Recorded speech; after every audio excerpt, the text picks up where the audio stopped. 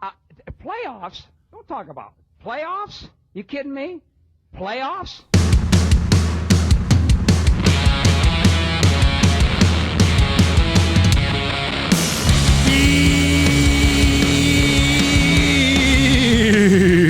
Yeah, NBA Straya, how are you going? How you going? It is Tuesday, May 14. May the 14th be with you. Wait a second.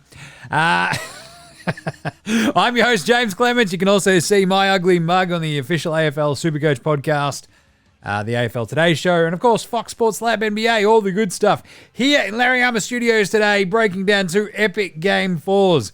Were they epic, Jim? Kind of. That Dallas OKC one was a bit of a ripper. So we're going to break those down in the game wraps. We've got That's Not a Knife or Mate No Mate, Spud of the Night, Better Than Lonzo Ball. We've got some Yanars. We've got some cracking Yanars, the Unpopular Opinion of the Day, and Outback Takehouse, where we're serving up a flame grilled take. There is a combination Andrew Gay's Graham Up Award and the Luke Longley Memorial Role Player of the Week Award, which is good. I like combining the two. We'll check out the Strayan Player Watch because, look, we've got Aussies playing against each other today. That was fun. And then we'll pick and preview the two games tomorrow. That should be good. Is it, Jim? Yes. Yes, it will be. Trust me. It'll be very good. All right. Without further ado, we'll also finish up with the daily review just because. Let's do it. Episode 1096 of NBA Straya. Let's go.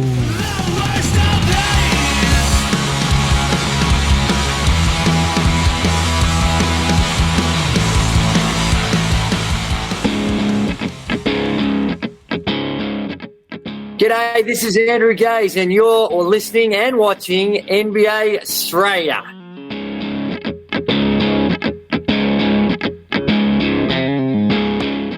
Watch out for the Shaq Attack! You better. Oh, look, the Shaq Attack is all well and good. You got the Draymond attack today, which is kind of weird. It's fun, right? We're kind of like, Draymond's got a personality. He'll be fun on media. I feel like we overlooked the part that he just sucks as well. It's like, he's got a personality. Yeah, but he's also a knobhead. Here we are. Anyway, the Shaq thing as well. The last other thing that I wanted to bang on about the SGA, Jokic, Shaq thing. Jokic, I don't think he should have won MVP. I vote for SGA. So it's not and you're like, Shaq, can you say your words properly? So, no, I can't. You're like, all right, buddy. The one thing I did think about was, like, can you imagine how angry Shaq would have been if somebody had done that to him or a player that he liked? You got to show some respect. Put some respect on. That's a 3-time MVP. Talk about that. That's a big man. Like, it's chaos to me. If, like, somebody had done that after Shaq won his MVP, I was like, hey, Shaq, I don't think you deserve that. He's like, you just met an enemy for life. I'm going to kill you. And you're like, all right, good job. Just weird. Like, the weirdest part is he's going to turn around. If the Denver Nuggets pull off the series win, like, the next time he's back on, Jokic, like, will be just sort of standing there and checking, like, Jokic, I always knew you could do this. It was probably me who, like, made sure that I lit a fire on you, and I really spurred you on to great things, because I'm Shaq. And you're like, all right, this guy sucks. All right. Anyway, it's just, geez, Jim, is it bugging you? Yes. I love Shaq. I thought that was so Bush League. And just, like, completely taking the shine away from an incredible year from Joker. Anyway, just weird and dumb. Anyway, let's start today's show the way we start every show here at NBA Show with the Daily. It's a whipper out of the gym. Yes. The one thing I forgot to yell about yesterday was the Jamal Murray, Kevin Harlan moment after the half-court shot that he made at the halftime buzzer.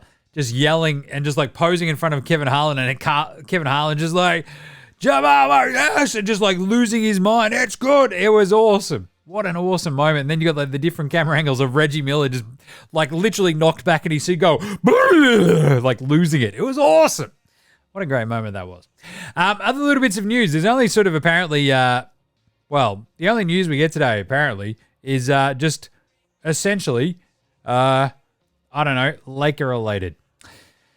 Because LeBron went to the Cleveland game today. That was kind of cool. Went to game 4. That was nice. It also came out today that the Lakers are willing to basically pay whatever it costs to keep LeBron. Windhorse was out there saying, yep, I expect him to stay a Laker. I expect him to opt out and he'll get paid even more money. I I think the report was out there. Look, yeah, the Lakers are willing to pay what it costs, including drafting his kid, the crap one, Bronny. I'm going to talk about this again later because it's very fun. But also, if we're going to stick with the Lakers and that entire idea of Bronny James has actually sort of gone through a physical and stuff like that. So he's been cleared physically after obviously his pretty crazy like heart problem and stuff like that, right? So that's good. I don't know if he's any good at basketball, but he did hit 11 straight threes. So that was good. How weird. You know what look, draft come behind vibes. It is, look how good this guy is. It's like, is he playing against people? It's like the Jan Vasily against a chair workout. Or yeah, oh no, that was Yi Jianlian, right? The Chinese bloke. Man, he dominated that chair. Jan Vasily got drafted because his girlfriend was smoking hot. There we go. What an awesome array of Washington Wizards draft picks I just listed off. And then you got Johnny Davis. What a world. They are so bad, the Wizards. They just, anyway. The other little bits and bobs. Lakers coaching search has begun. I feel like you should probably start before you fire your coach. You know, just put a couple of feelers out there. Hey, JJ, what do you think? Because that's right, JJ Redick is on that list. And the initial interview list, apparently also Chris Quinn. You might remember him from the Miami Heat. He's also now an actual assistant coach there in the Miami Heaters because they just never let anyone go. Alonzo Mourning, he's like just trapped by Pat Riley nonstop. And James Borrego of the Pelicans, which I think that's hilarious. It's like, hey, weren't you fired by the Hornets? Hey, come be the Lakers coach. The Lakers hired James Borrego? Ugh. Don't do it, James. It's a trap. It's a trap. You better believe it. All right. The other little bits and bobs floating around that everyone is basically, can we fire it up? Ring, ding, ding, ding, ding, ding, ding, ding, ding, ding. The Pelicans are probably expected to explore the trade market for Brandon Ingram. Ring, ding, ding, ding, ding. Oh, duh. You mean the guy who didn't show up at all during the playoffs and was not a good fit next to Zion the entire season? Gee, I for one am shocked. Shocked, I tell you, that they might kick the tires on trading Ingram. Amazing. The big question for me is, would the Pelicans accept the number 1 pick for Brandon Spindles Ingram from Atlanta? Probably. Would you do that trade if you're Atlanta? Yes. I don't think there's anyone really in that draft where you're like, oh, he's better than Ingram. Ingram feels like a great bloody fit next to Trae Young and DeJounte Murray. Apart from the, hey, I don't really shoot threes sneakily vibe. Anyway, let's do some game raps from today, shall we? Because we've got like literally an entire off season to talk about all this sort of gear, and we'll get to that when it's, when we've got no actual games to talk about. Let's talk about some games. Game raps, game raps, game raps, game raps, game raps. That's right. Boston 109 beat Cleveland. Oh, jeez. Cleveland 102. No Donnie Mitchell in this game. Cleveland put up a fight because is it more Cleveland putting up a fight or Boston just expertly crapping down their pants legs, Jim? I would say the latter. Because, wow, Boston are just like, hey, are we leading? Is it the fourth quarter? All right, let's just not pass the ball or run any plays. Now, I'm not a head coaching candidate for the Los Angeles Lakers or anything, but I suspect when it gets to the fourth quarter, your basketball team should probably run some basketball plays. Jason Tatum's like, nah, I'm not going to pass this, bro. Check out this 6-step back isolation. It's a wicked long two. And you're like, I don't know if that's the right call there, Jason. And Joey Muzz is just standing there on the sideline going, oh, I love you, Jason. Jason, that was a sick shot. Hey, man, do you want to go watch the town after this, bro? Like, that'd be really sick, man, because I love the town, eh? He's like, hey, Joey, you're in a playoff game. He's like, nah, man, these boys have got it, bro. It's sick as, eh? We're all going to go watch the town after this. I love you, Jason. Hey, Jalen, I also love you, but just not as much as Jason, I'm just saying. Hey, who wants to do jiu-jitsu? I love Joey Muzz. Seriously, he's like, oh, I've never met a timeout I'd like to call. Oh, man, I just want to see them all play through it, bro. You're like, I don't know if that's a good plan either, Joey Muzz. Anyway, weird one. The Cavs sort of got off to like a really slow start. Tatum was crushing it. They got up really, it was like a 19-2 run after the initial burst by the Cavs. They grabbed the game by the scruff of the neck early to your beloved Boston Celtics. Then my man Sam Merrill goes bang, hits a couple of threes. Boom. Cavs are right back in it. Tatum was absolutely shredding there. 16 points in the first quarter. Didn't do much in the first bit of the second quarter, but then sort of got going again, I think he ends up with like 23 points in the half because he had like 7 late points in that quarter that really just settled Boston back down, right? Like it was 37-30 after the first quarter. Pritchard did a couple of threes. Strucer did a couple of threes. Garland did not score. And you're like, geez, that seems like it's a problem. Considering you don't have Donnie Mitchell, you'd be right. So they hit, I think, a franchise record 11 threes in the first half, despite my sweet baby, Karis LeVert, going 0-4. Maxi Strus ends up hitting 5 threes in that first half. It was sick. Cavs went on this 13-2 run in the middle of that quarter to get it close. Then Tatum sort of rips off that bit at the end. 0 points for Derek White, which is the weird thing for the Celtics, right? Because the Celtics, look, they go as Derek White goes. Usually, it didn't matter today because Jason Tatum's like, here's 23 points and a half. Sucked in. You're like, oh, that's a pretty good way of like balancing out the lack of D White. Pretty good. 62-57 and a half. Then, slow start for the Celtics.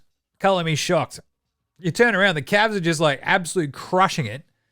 They got up 65-64 and then Cleveland did not score for another 3 minutes.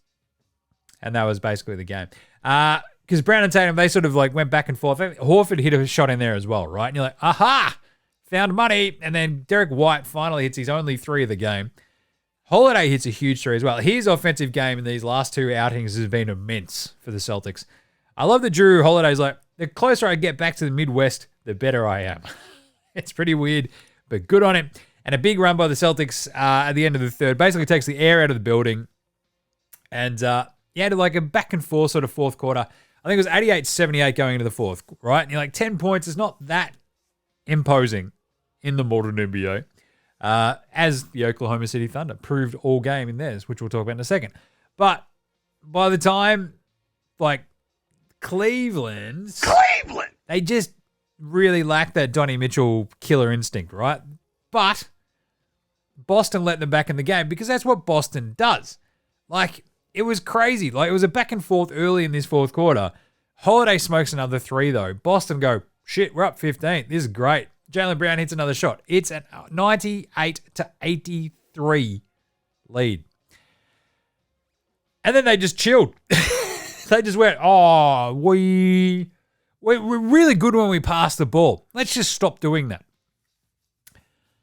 It was a 12-2 Cavs run out of nowhere. Boston goes full ISO ball. The only points they scored from like the 8-minute mark to the 4-minute mark of the fourth quarter were 2 free throws from Jaylen Brown. I don't know. Hitting 0 field goals in like 5 fourth quarter minutes is certainly something. It ends up 195. And you're like, Jesus, are Boston actually going to cook this? Tatum gets this weird rubbish junk bucket under the basket. Puts him back up 102-95. Boston grift for some fouls. JB gets it. But the biggest takeaway, look, Boston, same as Dallas. They just can't do anything easy, it feels like. Because they just have this weird tendency to go, hey, what was working? Screw that. We're going to go do something different. ISO ball. I'm Michael Jordan. Look at me. I'm Kobe. And you're like, don't do it. They're doing it. Every Celtics fan I know is like messaging me, go, Jim, what is going on? This sucks. I hate it. And I'm like, I agree. And I find it hilarious. Boston. Never changed. The biggest part was obviously the Cleveland lacking that other sort of scorer. Like, my sweet baby was pretty good today.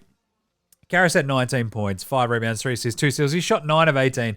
He went 1 of 8 from downtown, though, right? And Mobley at 19 and 9, very handy. Strus chucked in 15, 7 and 7. You might remember, had 5 threes in the first quarter, first half. That's right, did not score in the second half. Brutal gear. And Garland, 30 points in 3 quarters. He didn't score in the first quarter. Just imagine if he had of. 30 points, 7 assists, 12 of 27 he ends up shooting. Has a pretty rough stretch there. 4 of 13 overall. Played a pretty good game. He was a +1. All up Darius Rucker, Judy Garland. They do lose it by 7 points, like 109-102. But a really, really rollicking sort of game where if they had gotten to the free throw line, who knows what would have happened there, because they shot 7 total free throws. That is less than both Jason Tatum and Jaylen Brown alone. They both shot more free throws individually than the Cleveland, that's right, Cleveland Cavaliers did as a team.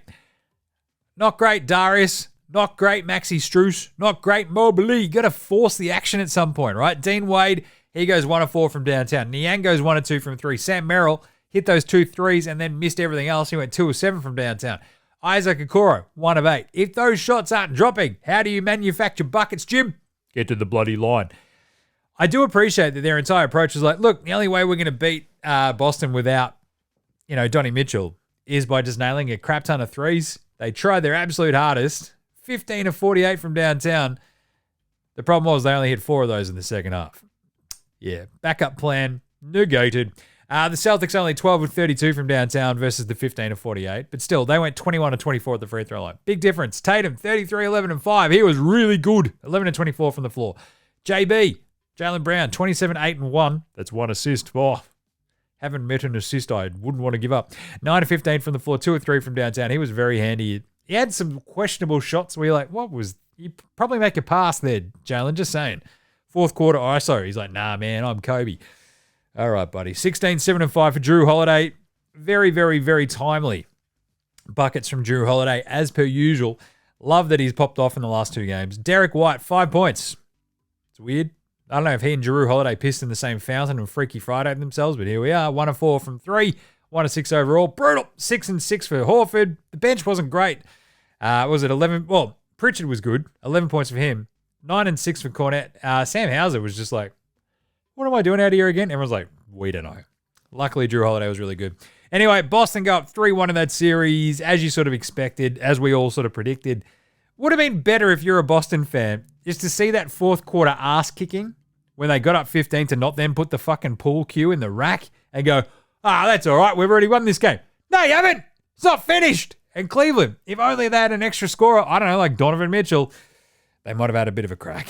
Bit of a shame. Anyway, Celtics, 1 win away from the Eastern Conference Finals. Out west, Dallas hosted Oklahoma City and controlled this game until they did not. Uh-oh. What's that sound, Jim? It's Dallas pooping their pants. 100. The Oklahoma City Thunder beat the Mavericks 96, despite basically not leading at any point of this game. No, seriously, the way it felt was that, like, Dallas had this team at arm's length the entire time. I tweeted out at one point in the fourth quarter, though, this is the classic Mavs. What actual lead feels safe for the Dallas Mavericks? Because, you see, the big difference is this year they could play defense, except when it matters, and then they can't hit shots and it all falls apart. Thank you, Jason Kidd. But the point being, they kept it at arm's length the entire time. What's the over-under for, like, when you're comfortable as a Mavs fan? It's got to be, like, 28 points. Like, there's not enough possessions in the rest of this game for them to claw back from 28 and we don't score, right? If you're a Mavs fan. The Thunder, I think in the first quarter, it was, they got off to a nice little hint of a start. I think it was like, they were up 4-2. I don't know if they led again. Yeah, I don't think they did. And because Dallas sort of got off to a nice little start, like Giddey scored early, got run off the 3, hits the mid-ranger instead. It sort of just like wobbles in and out and falls in. You're like, oh, that's good. And then he misses a corner 3 and you're like, oh, God, here we go. As I tweeted out, tongue-in-cheek, I don't think this is the series for Josh Giddey. Like, everyone's burying his NBA career. He needs a new team. It's like, I don't know. He also just needs to hit some fucking shots. It also doesn't help their rebound. They got absolutely smashed on the glass for the vast majority of this game until when it mattered again in the fourth quarter when they actually went, hang on a second, we should try to get some rebounds. Giddey, you feel like would help that, having their really giant rebounding guard out there, but still, really solid Dallas start. There was like 9-0 run. They're up 16-6.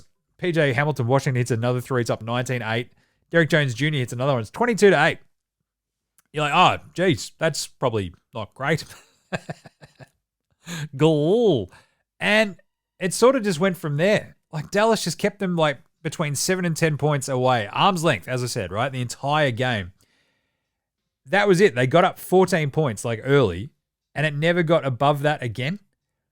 And that is always a massive worry for Dallas because, you know, well, Kyrie's not feeling it. We know that he can go off at any point. But at the same point, like, you're sitting there throughout the third quarter basically just trading buckets. Like, they got it to what was like after the first quarter, I think it was 30-20. Kyrie had 0 points. It was no problem because Derek Jones Jr. had like 7. It's 44-33 halfway through the second quarter. Kyrie still had 0 points, but he had 7 assists. You're like, that's good. How many assists did he have after that, Jim? 2. Yeah, it's not great. OKC's offense was the problem at that point. It was like literally SJ or nothing. I think they were 1 of 10 from downtown at that point. The one make was from Josh Giddey, where it just sort of just fell in. You're like, that was weird. Cool. Still, it was only 46-39 because Dallas's offense was spluttering a little bit, but they'd go, like, this just kept happening all game. It'd get down to 7. PJ Hamilton, Washington would hit a 3. Derrick Jones Jr. would hit a 3. Something would happen. They'd hit a 3. Dallas got like a silly shot from Kyrie with a minute to go. SJ answers. He's got his 12 points. Luka hits a stupid 3. And Chet and Dort, there's like this big block party at the end of the second quarter. Dallas had hit 10 threes in the first half. OKC had gone 1 of 11. Brutal. And Dallas only led 54-43. There you go, 11 points. And just they could never stretch that lead out in that third quarter. The Mavs, like, it'd be a couple of turnovers, a 10-point game would be back to 7. It'd be back to 4. The thing that kept saving Dallas was PJ Hamilton, Washington. He'd get them back up 10. He'd hit another 3. But they'd also play a half-decent little bit of defense here and there where you're like, yeah, this scrambling defense is awesome. Kyrie's really trying. PJ would splash another 3. SGA would respond. OKC, but just they kept it within pissing distance the entire time, right? And then just before the end of the third, you got a massive 3 from Case and Wallace. It's a 4-point game. Greeny misses a 3 up the other end. 69. Nice. 65. Dallas lead. And they build it back out because, of course, they did. Luka hit some shots. He's complaining. And this is where it hits a massive, massive point of demarcation. A line of demarcation for Luka is like, I'm actively sabotaging my team by complaining so much to the refs that they're just like, actually, idiot, fuck you, get back on defense. Meanwhile, he's still yelling at the refs. They're playing fucking 5-on-4 at the other end and nailing open 3s. Seriously. Jalen Williams gets an and 1 in there. SGA gets going. 7 minutes to go. It's still a 7-point game, but then it's a 4-point game because no Dallas lead is ever safe. A bad Derrick Jones Jr. missed 3. OKC missed, but Dallas can't get the rebound. Boom. SGA hits it. It's a 2-point game. Here we go. PJ Hamilton, Washington misses 1. They get the O board. Luka misses a 3. SGA hits that shot from behind the backboard. It's a tied game. 86-86. Absolutely chaotic vibes. It was absolutely unreal. Kyrie misses. Chet hits a 3. It's a 9-0 run by the Thunder. I think the Mavs had missed 6 straight shots at that point. Turned the rebounding battle completely around to the point where I think they had the advantage at this point. Dort hits a 3. OKC are up 4. Hardaway answers. 92-91. 2 minutes to go. J-Dub has a weird little double dribble. Double dribble? There you go. Use your words, Jim. Double dribble, kind of got a little bit deflected. Just goes through the guts. Dunk. Boom. Hardaway turnover. Williams dunks again. Thunder up 5. Oh, Lord. What are you doing, Mavs? Then it all just falls apart because Derek Lively misses a free throw. They're up 96-92. OKC cooked this. OKC went, see that door over there for you, Dallas? Let's just open that a little bit. We'll kick it ajar. Just boom. Because they take 20 seconds of dribbling, a horrible shot. Derrick Jones Jr. gets a lob from Luka. Beautiful lob. Really quick 2 points. 96-94. OKC still lead. All down to the Dallas defense. SJ takes a shot. It's like 98% of the way in and then somehow rolls back out. You're like, God, OKC can't take a goddamn trick here. Luka is fouled with 10 seconds left.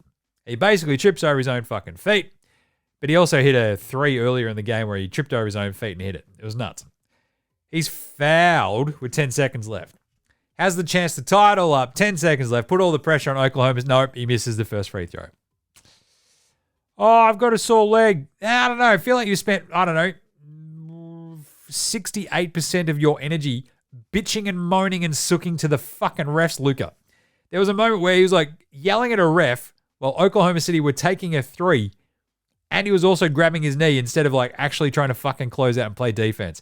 Guess what? They hit the fucking 3. Anyway, he misses the free throw.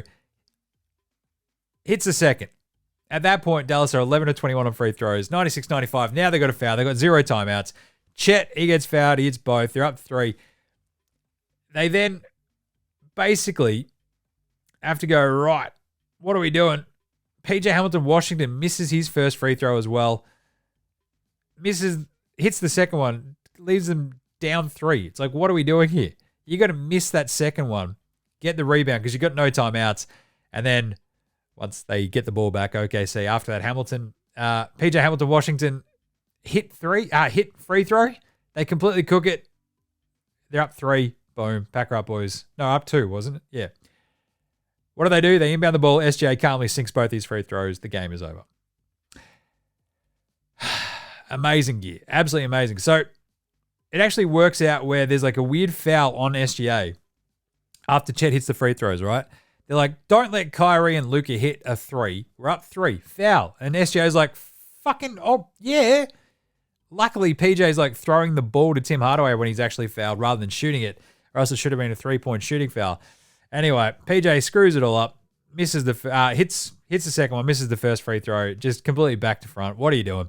They cooked it. They don't foul straight away. Kills 2 more seconds off the end of the clock. SJ hits his 2 free throws and the game is over. It's hard to sort of go, wow, you completely screwed the pooch on this one, Dallas. But at the same time, it's not, because you completely screwed the pooch. 12 of 35 from downtown, 40% from the field, 12 of 23 at the free throw line. 12 of 23. That is K-bloody-otic. 12 of 23.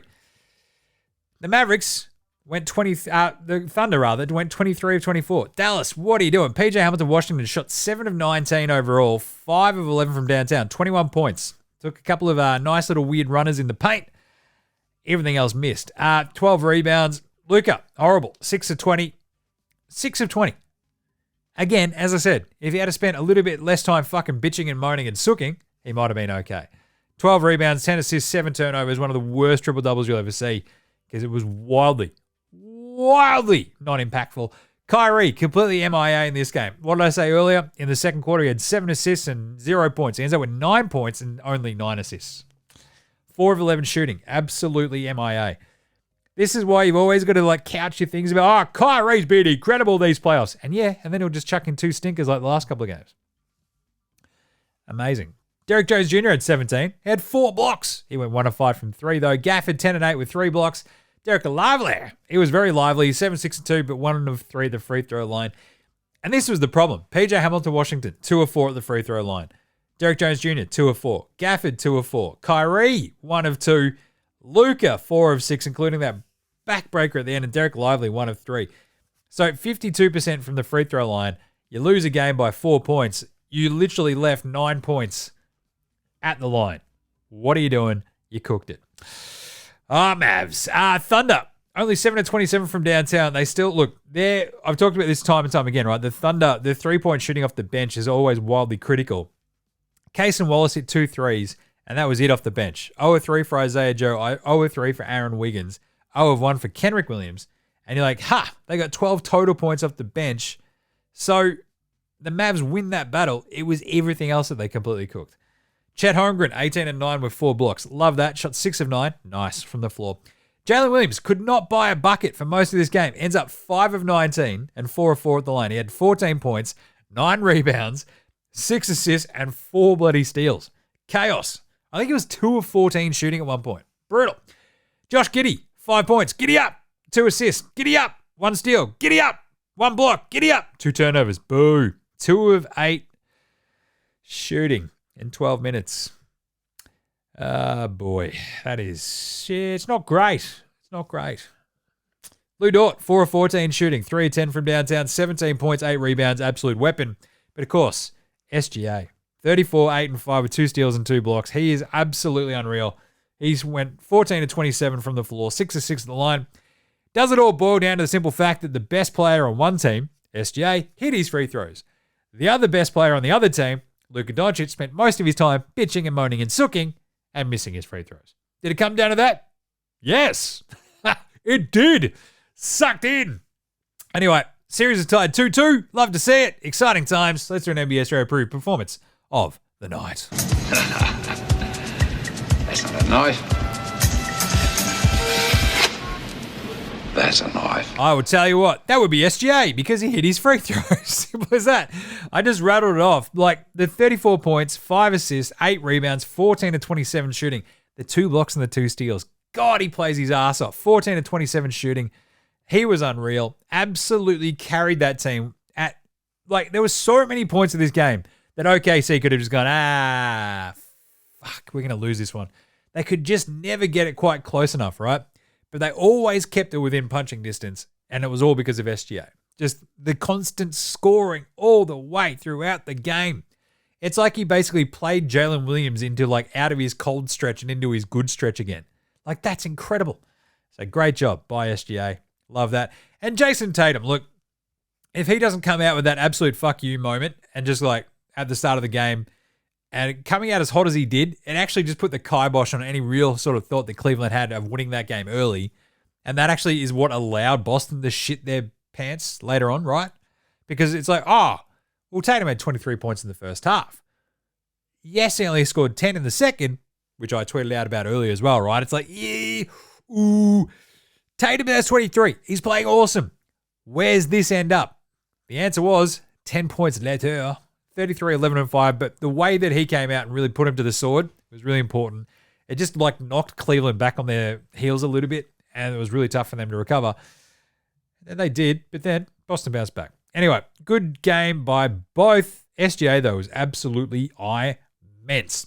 Who is Spud of the night, Jim? Spud, Spud, Spud, Spud, Spud, Spud, Spud, Spud, Spud, Spud, Spud, Spud, it is Spud of the night. Spud of the night. Jalen Williams was 2 of 14, then hit a big shot late with 6.5 minutes to go and got going from there. So from 2 of 14 to end up actually at, the 5 of 19? Not bad.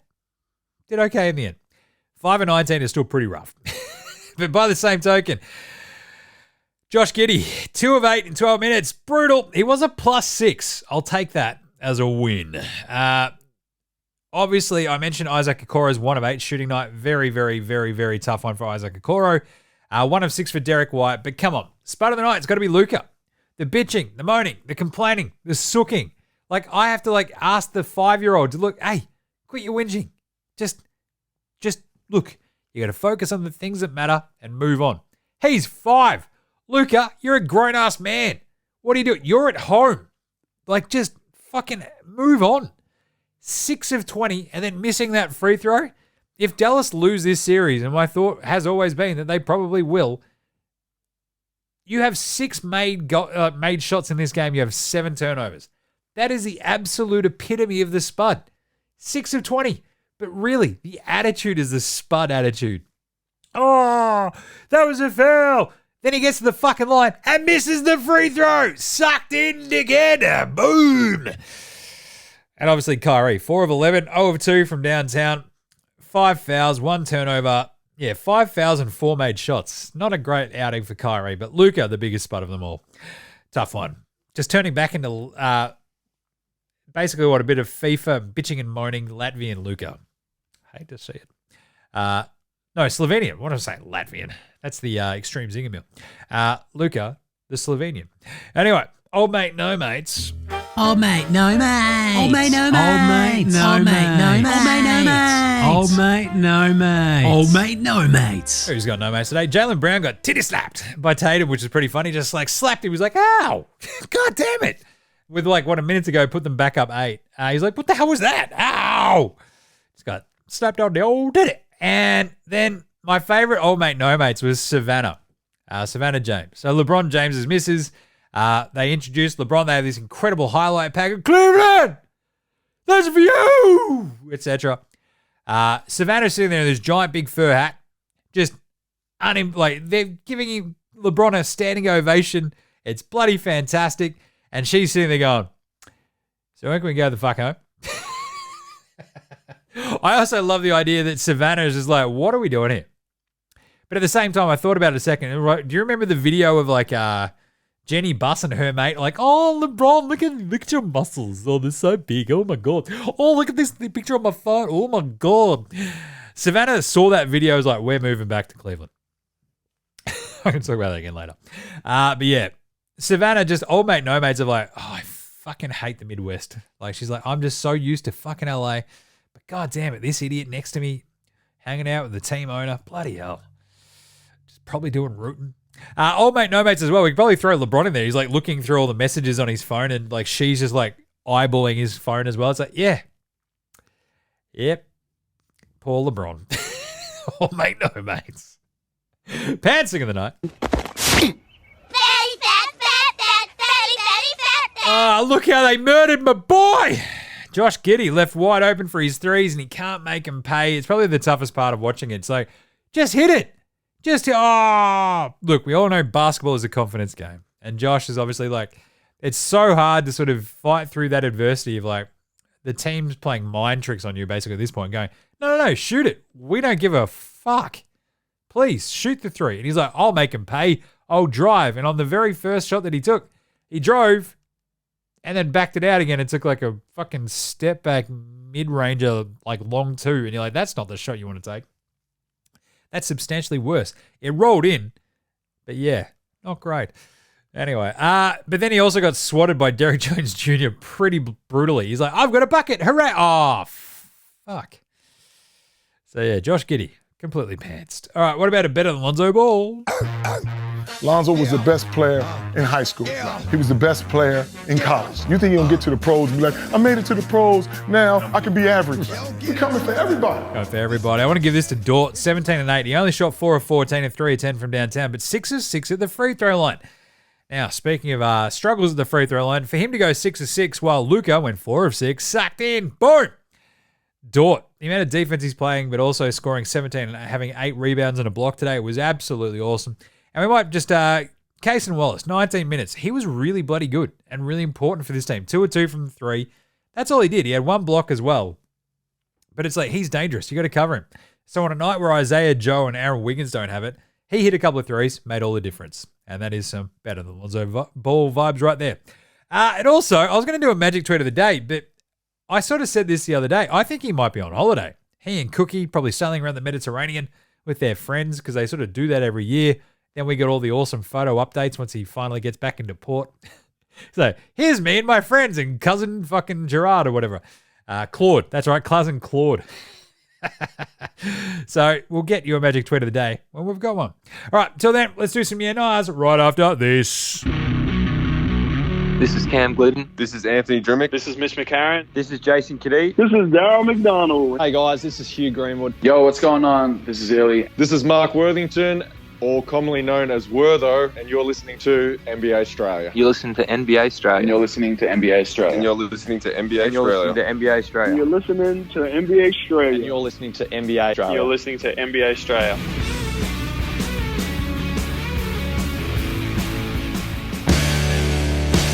All right, let's do some NBA Straya. Yeah, nah, it's brought to you by the NBA Straya shop. Get your merch. Debo. Get your merch, get your merch. Wear it. Get your merch, get your merch. Get your merch, get your merch. Yeah, wear it. Go to NBAstraya.com/shop or just click through on the socials. They're all right there. You can get a t-shirt like this one that I'm wearing right now.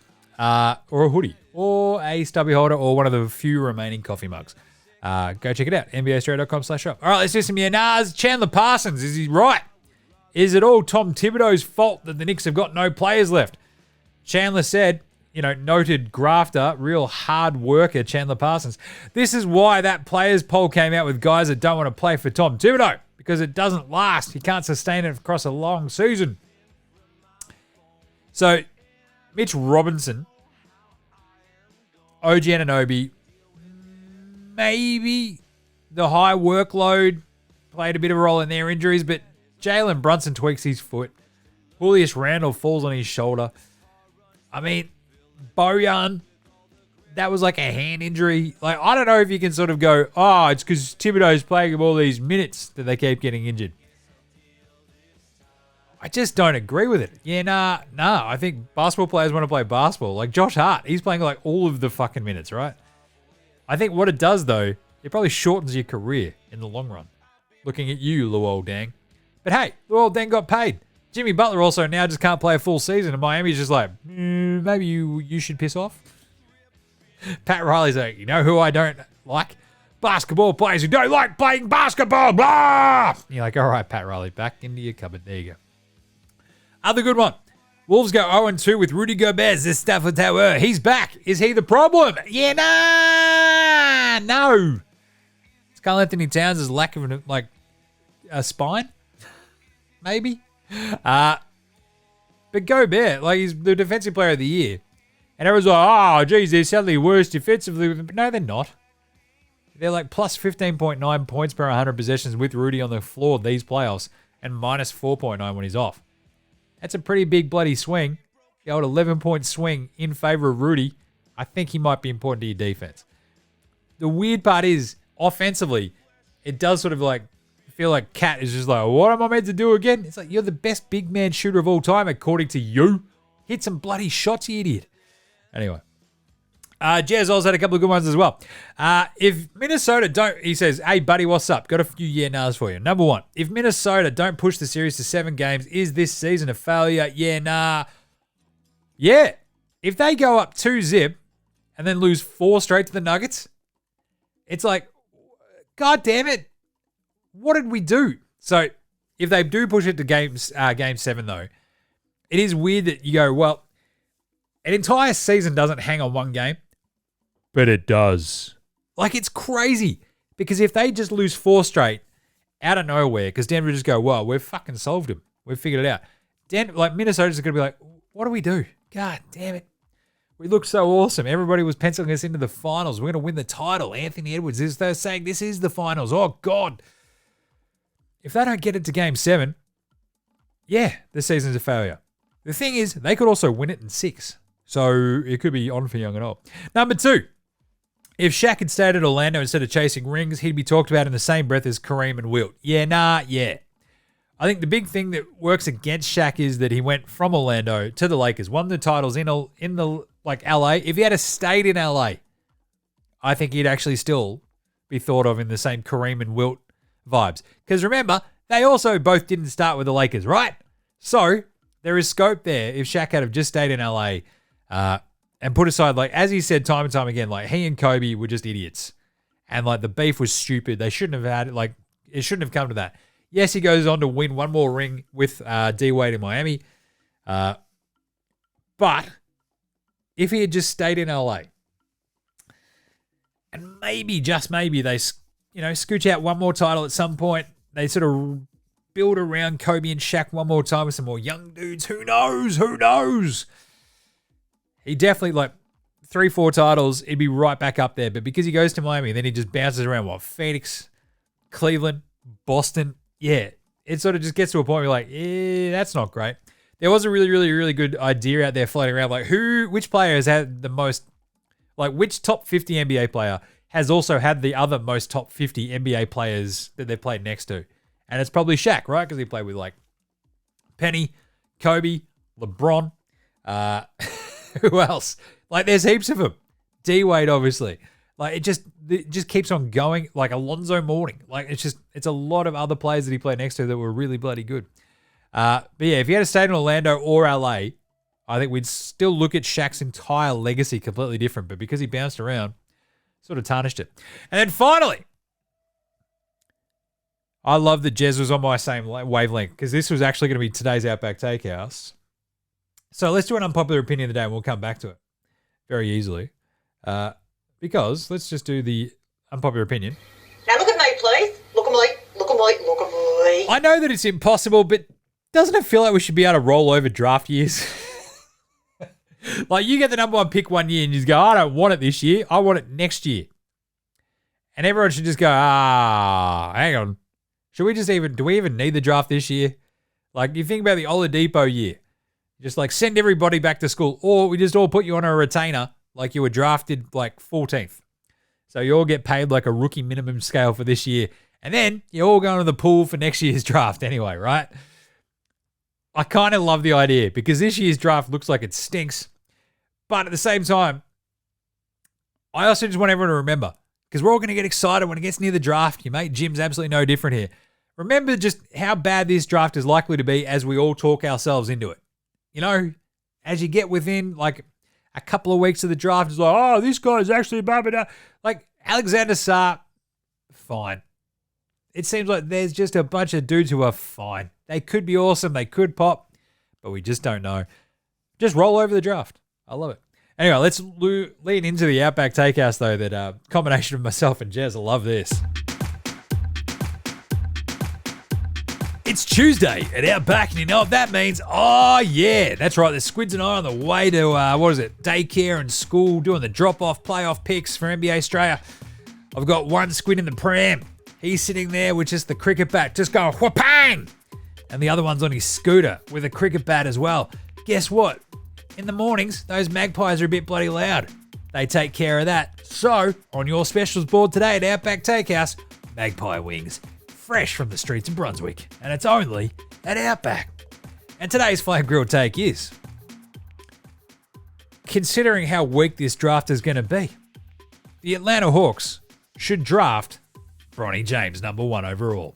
Because that way you get LeBron apparently, and boom, away you go. Trae Young, DeJounte Murray, Jalen Johnson, Clint Capella, Onyeka Okongwu, Bogdan Bogdanovic, Bronny James, and LeBron James. Let's make it happen. Get it sorted, Landry Fields. And it's only at Outback. I love it because Jez had this. Atlanta should do this with the #1 pick. And I was like, literally in Outback Takehouse, I was like, Atlanta, if this draft is so bad, because that's why I had the unpopular opinion of the day. If this draft is so bad, they should just take Bronny James #1 and go get LeBron as well. Only at Outback. Prove me wrong, Hawks. Prove me wrong. All right, quick Strayan Player Watch right after this. This is Shane Heal, and you're listening to NBA Straya.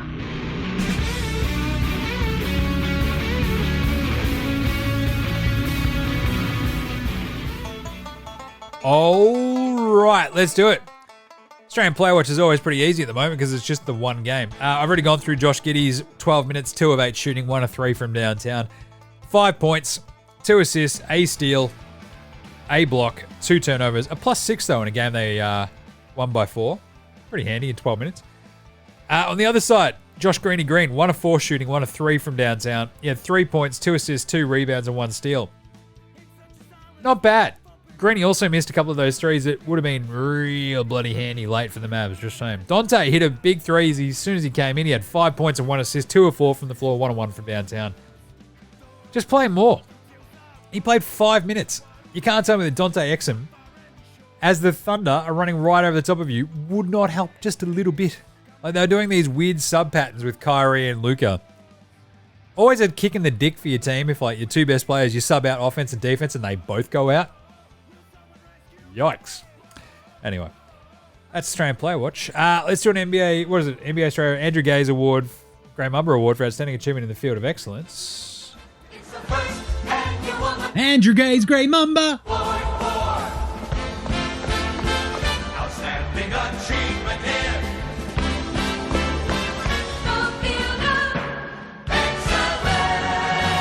All right, easy one today. It's the combination of Luke Longley Award as well, because PJ Hamilton Washington has just won it again. He won it last week, but he had 20 and 10 with 5 made threes. There's 3 dudes in Dallas Mavericks playoff history who've ever done that.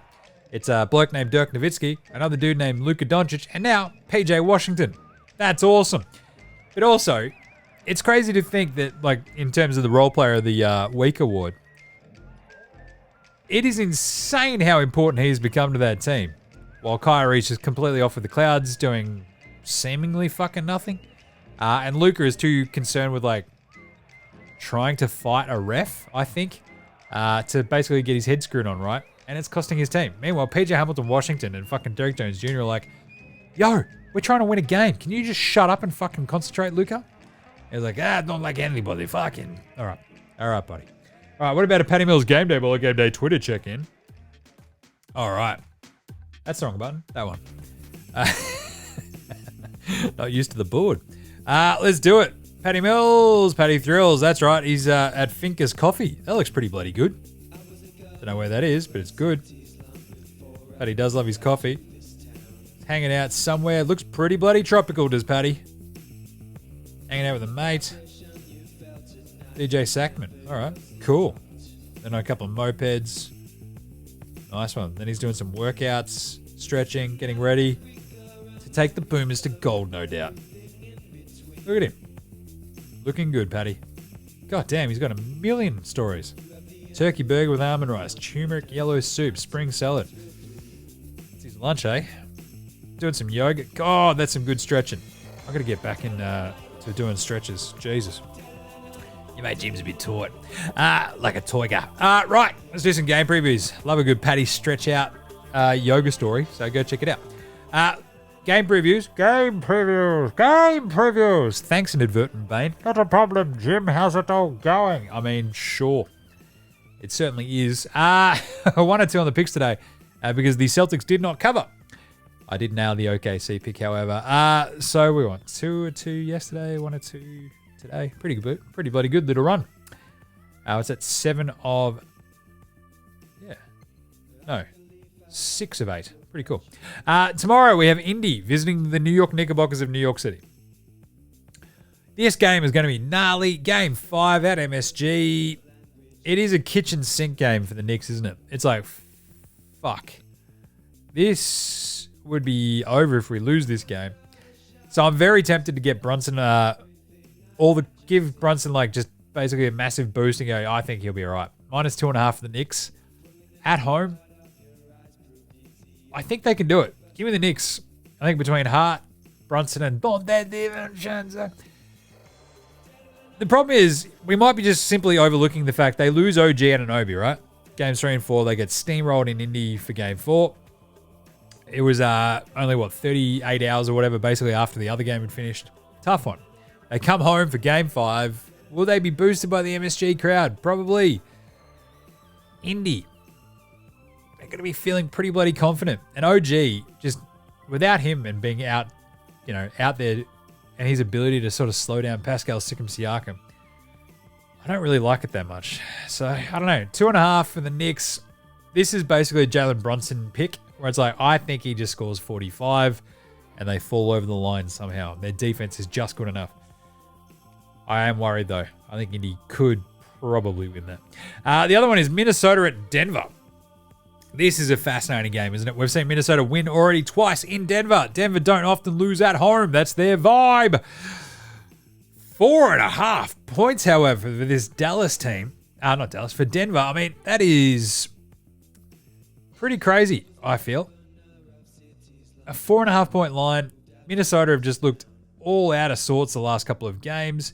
Can they bounce back? I'm going to say they do. I think Minnesota don't have that much fear, right, of actually being there in Denver. I think Denver could win this, but it might be the one game this series that feels really, really close, right? So we've got 106.99 for the Wolves in game 1. 106.80 for the Wolves in game 2. Then the Nuggets by 27 in game 3, and the Nuggets by 8 in game 4.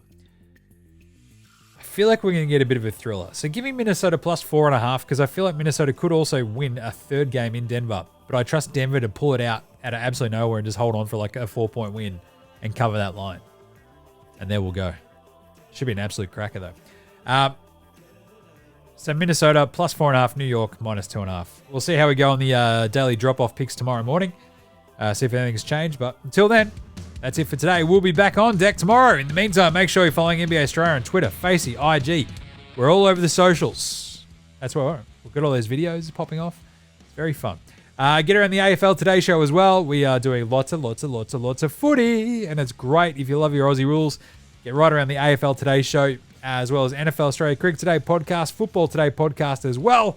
You can see them all on Apple Podcasts, Spotify, YouTube, whatever app you use on your Android phone. Like, review, star, subscribe, all the good stuff. YouTube, especially for AFL Today and NBA Straya. We're putting all these shows up. Go check them all out. NBAstraya.com/shop. Get your merch. And a big thanks always go to From Oslo for the intro and outro song. Check out House Hats, Joshua De La Rentis, Fascinated, Gold Mines, Ramshackle Army, Iowa, Section, Green, and Dozers for all the tunes you hear throughout the show. They all rule, and you can smash them on Bandcamp, Triple Down Earth, Facey, Apple Music, Spotify. Remember, NBA Straya supports Australian bands, so should you. We'll close out today's show with a very brief deli review, because why the bloody hell not? That's a good question, Jim, but I think it's going to be the gentleman. Why not? All right, we'll catch you tomorrow, you dickheads. This is NBA Straya saying, look after yourselves, would ya? And letters and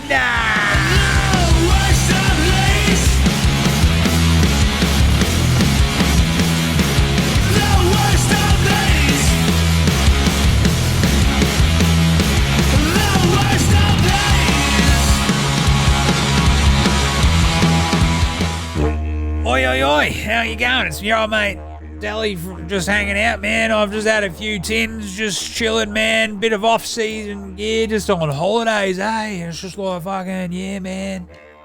I just want to chill out and just like not think about basketball for a bit and shit. And it's like, oh, yeah, bro. Been watching my pies, win lots of footy games and shit. And you're like, yeah, this is pretty great. And then you just like, hang on. What's going on back over here? And like the misso's like, nah, we're going to watch some more tally and stuff, eh? Because you've been watching too much footy. And I'm like, oh, but I'm on holidays and sinking tins, bro. And she's like, shut up, idiot. I'm like, all right, well played. So it was Mother's Day. And I'm like, look, we went all out for her. And like, old mate, she loved it. Just like 1 million flowers and shit. Yeah, it was real good. And then she was like, hey, do you want to watch this movie? He's got like that Sydney Sweeney chick in it. I'm like, fucking yes, mate. Let's go. I mean, yeah, that sounds like a good plan for Mother's Day and stuff. Because we just finished watching The Gentleman, like that telly show that's based on the movie, The Gentleman, and it was sick as. So if you haven't watched that already, I think that gets like 20 out of 10 Dally ones because it was like real bloody funny and good and stuff, and like psycho and like pretty sick. But then, yeah, it was like the other chick where I was talking about Anyone But You for Mother's Day. And I'm like, I have no idea what's going on with this movie. It's like I got that bloke who looks like every other bloke who's ever existed. What's his name? Glenn Powell. He was in like that new Top Gun and stuff. And I was just sitting there going, no, I just love Sydney Sweeney, man. Like, this movie's awesome. And old mate, she's just like, you're really into this, eh? I'm like, oh, yeah. I'm really following the story. I don't know what happened in this movie, but it was really good. I'm all about Sweeney's cans. I'm just all about, tins. Nah, not talking about the cans or nothing. Don't hit me, please. But yeah, good movie. I'll give it like 16 out of 10 Deli ones. I still couldn't tell you what happened in that movie. I still don't know what Glenn Powell does or what he says or how he does anything or what he does. But yeah, Sydney Sweeney, 2 thumbs up and a 3rd thumb up, if you know what I'm saying. Oh, just being cheeky. All right, there you go. That's it for the pop culture this week. I'll catch you next time. Might have a few more tins. Later, fuckos. Deli out.